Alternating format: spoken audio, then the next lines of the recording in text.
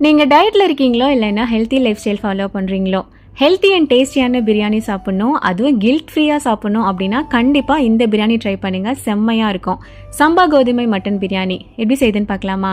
குக்கரில் ஒரு 1/2 கிலோ அளவுக்கு மட்டன் க்ளீன் பண்ணி சேர்த்துட்டு 1 டீஸ்பூன் இஞ்சி பூடி paste, 1/2 teaspoon chilli powder, 1/2 teaspoon உப்பு சேர்த்து நல்லா மிக்ஸ் பண்ணிவிட்டு குக்கர் க்ளோஸ் பண்ணி விசில் வச்சுக்கோங்க. நல்லா வேகட்டும்.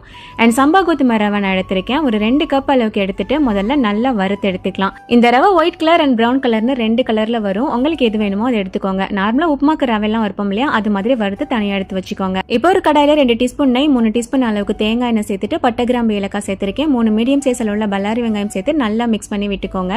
இது இந்த மாதிரி நல்லா கோல்டன் ப்ரௌன் கலரில் வந்ததுக்கு அப்புறமா 2 டேபிள் ஸ்பூன் அளவுக்கு இஞ்சி பூடி பேஸ்ட் சேர்த்துட்டு அதோட பச்சை வாசம் போற வரைக்கும் நல்லா மிக்ஸ் பண்ணி விட்டுக்கோங்க. பச்சை வாசம் போனதும் ஒரு கைப்பிடி அளவுக்கு புதினா, ஒரு கைப்பிடி அளவுக்கு மல்லியில சேர்த்து நல்லா கலந்து விட்டதுக்கு அப்புறமா 3 மீடியம் சைஸ் அளவுல தக்காளி சேர்த்துட்டு திரும்பவும் நல்லா மிக்ஸ் பண்ணி விட்டுக்கலாம். தக்காளி மசியறதுக்காக மூடி போட்டு கொஞ்சம் நேரம் வச்சிருக்கேன். தக்காளி இந்த அளவுக்கு மசிஞ்சு வந்ததுக்கு அப்புறமா 2 டேபிள் ஸ்பூன் அளவுக்கு தயிர் சேர்த்து நல்லா கலந்து விட்டுருங்க. இப்போ காரத்துக்காக 2 டீஸ்பூன் அளவுக்கு சில்லி பவுடர், 1/2 டீஸ்பூன் அளவுக்கு பட்டை கிராம்பு ஏலக்காய் தூள், அதாவது பிரியாணி மசாலா நம்ம ரெடி பண்ணி வச்சிருப்போம் இல்லையா, அது சேர்த்திருக்கேன். இந்த 2 மசாலா மட்டும் போதும். நல்லா கலந்து விட்டுட்டு பச்சை வாசம் போறதுக்காக கொஞ்சம் நேரம் வச்சுக்கலாம். நம்ம வேக வச்சிருந்த கறியுமே நல்லா வெந்து வந்துருச்சு. இதை அப்படியே நம்ம அந்த மசாலால சேர்த்துக்க வேண்டியதான். ரைஸ் பிரியாணிக்கு நம்ம கறி 3/4 பதம் தான் வேக வைப்போம் இல்லையா, இதுக்கு முழுசாவே நீங்க வேக வச்சு எடுத்துக்கணும். ஏன்னா நம்ம சேர்க்க போறது அரிசி இல்ல ரவை அப்படின்றனால ரொம்ப நின்று வேகாது, சீக்கிரமாவே வெந்துடும். கறி சேர்த்து ஒரு 5 நிமிஷம் மூடி வச்சதுக்கு அப்புறமா இப்ப நம்ம கறி வேக வச்சிருந்த தண்ணி பிளஸ் எக்ஸ்ட்ரா தண்ணி சேர்த்திருக்கேன். 1 கப் ரவைக்கு 2 கப் அளவுக்கு தண்ணி சேர்த்தோம் அப்படின்னா கரெக்டா இருக்கும். நான் 2 கப் ரவை சேர்த்திருந்தேன். 4 கப் அளவுக்கு தண்ணி சேர்த்துட்டு கூடவே தேவையான அளவுக்கு உப்பும் சேர்த்து நல்லா மிக்ஸ் பண்ணி விட்டுட்டு மூடி போட்டு வச்சிடலாம். இது நல்லா கொதிச்சு வந்ததுக்கு அப்புறமா நம்ம வறுத்து வச்சிருந்த ரவையை கொஞ்சம் கொஞ்சமா சேர்த்து நல்லா மிக்ஸ் பண்ணி விட்டுருங்க.